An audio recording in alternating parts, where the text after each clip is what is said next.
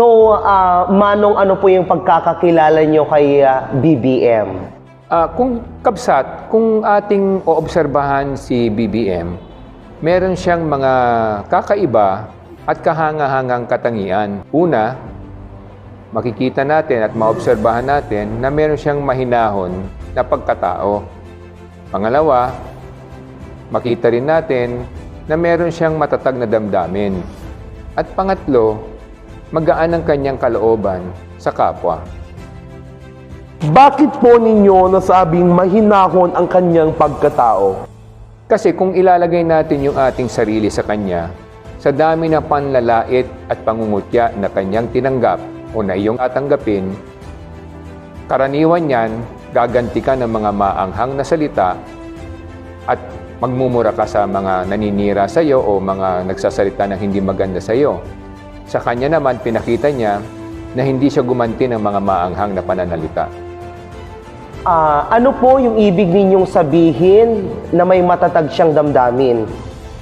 Dahil sa dami ng pagsubok na kanyang dinaanan, nakita naman natin na hindi siya nagwagi nung nakaraang halalan bilang Vice Presidente. At pangalawa, kamakailan lamang, nagkaroon siya ng sakit, tinamaan siya ng COVID-19. Pero bagamat ganon, nakita natin na hindi siya sumuko. Nagpatuloy siya sa kanyang paghahangad na makapaglingkod sa bayan. At nabanggit ninyo na magaan ang kalooban niya sa kapwa. Hindi pong pakipaliwanag. Kung titingnan kasi natin, si BBM ay lumaki sa isang masaganang pamilya, ngunit bagamat ganon, nakita naman natin na malapit ang kanyang kalooban sa mga pangkaraniwang mamamayan. Sa palagay ninyo, Manong, ano kaya yung kaniyang inspirasyon?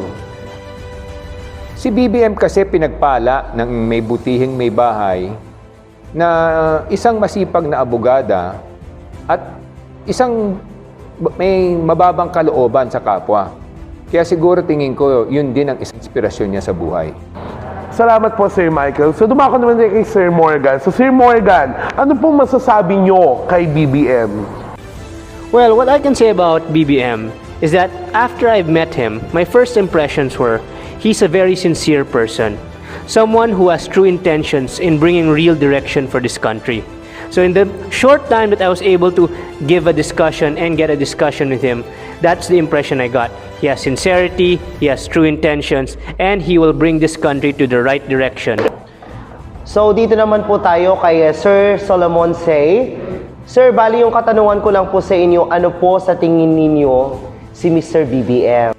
Well, para sa akin, masasabi ko na nung na-meet ko siya, napansin ko na very down-to-earth ang pagkatao niya. At masasabi ko yun kasi parang nararamdaman ko na kahit na edukado siya at saka may kaya yung pamilya niya, alam niya yung pinaghihirapan ng mga Pilipino at alam niya yung naghahanap siya ng paraan para makatulong sa bayan natin.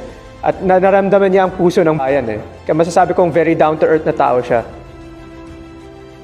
Maraming salamat po sa inyong